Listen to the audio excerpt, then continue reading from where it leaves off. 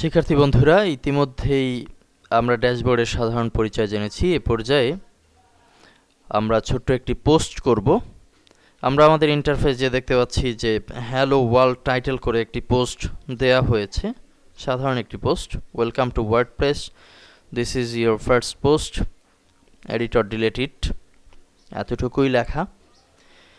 Post করার জন্য আমাদেরকে যেতে হবে ড্যাশবোর্ডে, সেখান থেকে পোস্ট, অ্যাড নিউ। কি পোস্ট করব সেটি আমরা তাৎক্ষণিকভাবেই নির্ধারণ করছি।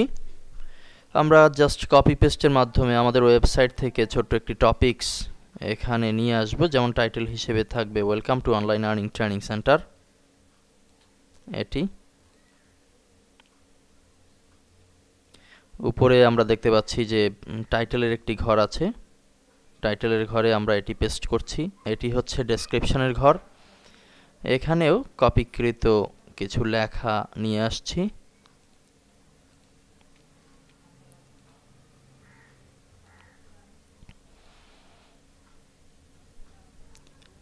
পোস্টের এই অধ্যায়ে আরও যে বিষয়গুলো আছে, অ্যাড মিডিয়া, আমরা ছবি অ্যাড করতে পারি, কোথাও যদি দরকার হয় তাহলে বোল্ড করতে পারি, ইতালিক করতে পারি, এবং অন্যান্য অনেক বিষয় এখানে জড়িত আছে। ভিজুয়ালি দেখব নাকি টেক্সট আকারে দেখব, অর্থাৎ কোডিং মুড, আমরা যেভাবে কোড করে থাকি, বোল্ড করার জন্য কোন ধরনের কোড ব্যবহার করে থাকি, সেগুলো কোড করেও আমরা এই টেক্সট অধ্যায় থেকে ব্যবহার করতে পারি।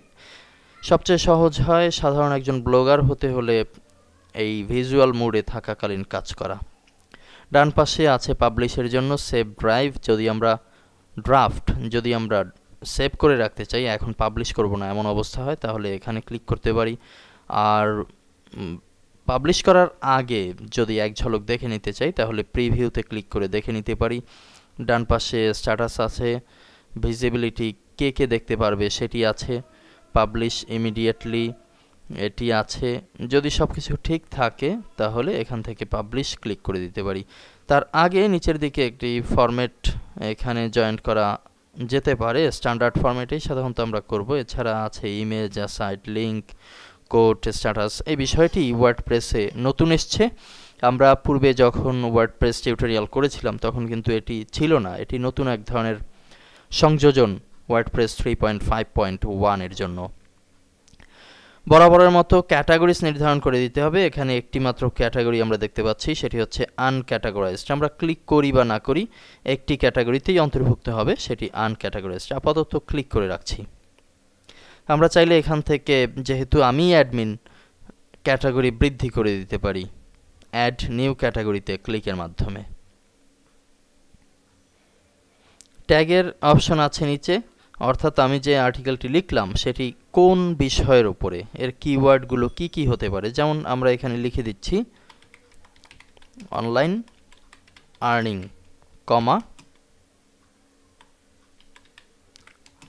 Earn from online.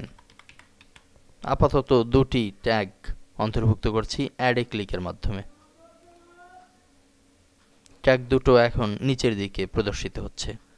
Feature image, এটি হচ্ছে আমাদের এই আর্টিকেলের সাথে কোনো ইমেজ যাবে কিনা, যেটি থাম্বনেইল আকারে থাকতে পারে। যদি দিতে চাই তাহলে এইখান থেকে ইমেজ আপলোড করতে হবে। পাশাপাশি যদি আমার টেমপ্লেটটি এই ধরনের থাম্বনেইল জেনারেট করতে ব্যর্থ হয় তাহলে কিন্তু সে ফিচার ইমেজ প্রদর্শিত হবে না। যা হোক, সব কিছু বিষয় বিবেচনা করে আমরা পরবর্তীতে ডিটেলস দেখব। এই পর্যায়ে ডান পাশ থেকে ক্লিক করছি পাবলিশ।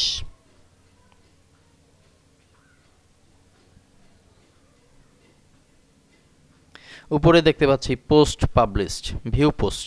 এখানে ক্লিকের মাধ্যমে আমরা পোস্ট সিঙ্গেল পেজে ভিউ করতে পারি।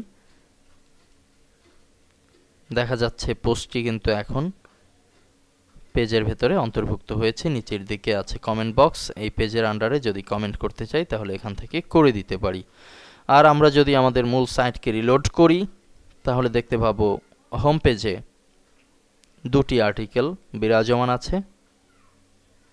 প্রথমে হচ্ছে ওয়েলকাম টু আর্নিং। ব্লগিংয়ের একটি বিষয় কিন্তু লক্ষণীয় যে আর্টিকেলটি পুরাতন হবে সেটি নিচের দিকে যেতে থাকবে। হ্যালো ওয়ার্ল্ডের পরে আসলো ওয়েলকাম টু অনলাইন আর্নিং এই আর্টিকেল, এটি এখন উপরে প্রদর্শিত হচ্ছে। সামনের লেসনে আমরা একটি ডিটেলস পোস্ট তৈরি করার প্রক্রিয়া দেখব। ধন্যবাদ।